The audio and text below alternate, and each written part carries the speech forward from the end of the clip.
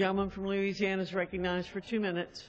Thank you, Madam Speaker, and thank the gentleman from Michigan for yielding and for bringing this bill forward. Congressman McClintock's Full Faith and Credit Act. I'm proud to be a co-sponsor of the bill because what the bill does is clearly takes default off the table as an option when we're having negotiations over the debt ceiling. Now, people would say, why is this even an issue? Unfortunately, it's an issue because the only people in town who have been threatening default are President Obama and liberals in Congress. And you've heard some of the speakers against this bill today talking about the threat of default. What's so good about this bill is it takes default off the table. It takes away their ability to default on our nation's debt. In fact, President Obama, in the last debt ceiling negotiation almost 2 years ago, was the one running around the country threatening to default on our credit, so much so that it scared the markets, it hurt our economy, and in fact, it's one of the things that led to a downgrade, the first time in our nation's history that our credit rating was downgraded.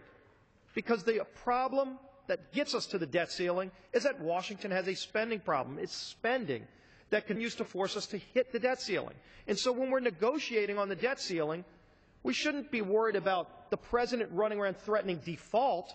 We should be focused on fixing the spending problem. Americans sent us here to tackle the tough issues, not to be clouded and confused by the president's threats of default. And unfortunately, GAO has even said the president can prioritize. He should. It would be responsible to pay your debts. But the president himself has said he would consider defaulting if we hit the debt ceiling.